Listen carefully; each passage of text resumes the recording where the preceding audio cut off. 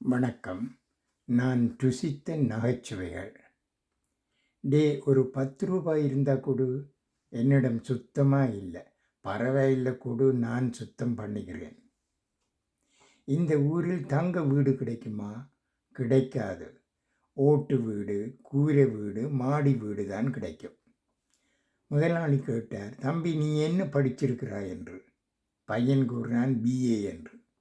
முதலாளி கூறினார், அட பாவி, படித்ததே 2 எழுத்துத்தான், அதையும் தலைகீழாக படித்திருக்கிறாயே. நேர்முக பரீட்சையில் சேல்ஸ் மேனேஜர் கேட்டார், உங்களுக்கு ஏதாவது விற்பனை அனுபவம் இருக்கிறதா என்று. பையன் கூறினான், நிறைய அனுபவம் இருக்கிறது. என் வீடு, என் கார், என் மனைவியின் நகைகள் எல்லாவற்றையும் விற்றிருக்கிறேன். என் பூட்டை உடைத்து 5 லட்சம் கொள்ளையடித்து விட்டார்கள். பூட்டுக்குள்ள எப்படிடா 5 லட்சம் வச்சிருந்தாய்? படித்து முடிஞ்ச அப்புறம் என்ன செய்ய போறாய்? புத்தகத்தை மூடி வைப்பேன். காலில் என்ன காயம்? செருப்பு கடித்து விட்டது. பின்னே அதை மிதிச்சா சும்மா இருக்குமா?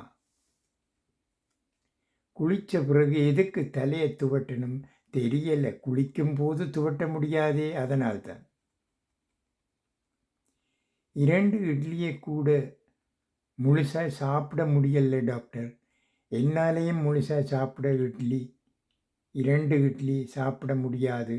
பிச்சுத்தான் சாப்பிடணும்.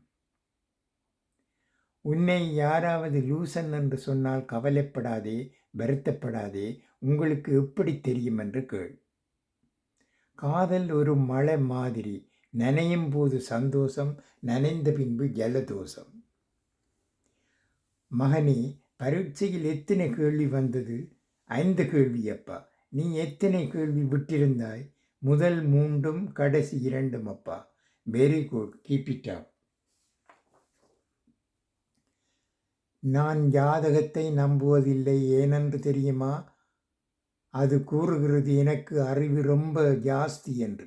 இப்பொழுதாவது நம்புகிறாயா? என்னங்க, ஏன் அடிக்கடி சமையல் ரூம் பக்கம் போகிறீங்க? டாக்டர் தான் சுகர் இருக்கான்னு அடிக்கடி செக் பண்ண சொன்னார். நீங்கள் உடனடியாக மீன், ஆடு, கோழி சாப்பிடுவதை நிறுத்த வேண்டும். அதுக சாப்பிடுறத நான் எப்படி நிறுத்த முடியும் டாக்டர்? டாக்டர், என் மனைவி ஓவராக டிவி பார்க்குறா. எந்த அளவுக்கு பார்க்குறாங்க? கரண் கட்டானாலும் டோர்ச் அடித்து பார்க்குறாங்க. நம்ம பையன் எங்கு பணம் வைத்தாலும் எடுத்துட்டு போயிடுறான். அவனுடைய காலேஜ் புத்தகத்தில் வை, அது பத்திரமாக இருக்கும். ஒரு காப்பி எவ்வளவு சார்? 5 ரூபா.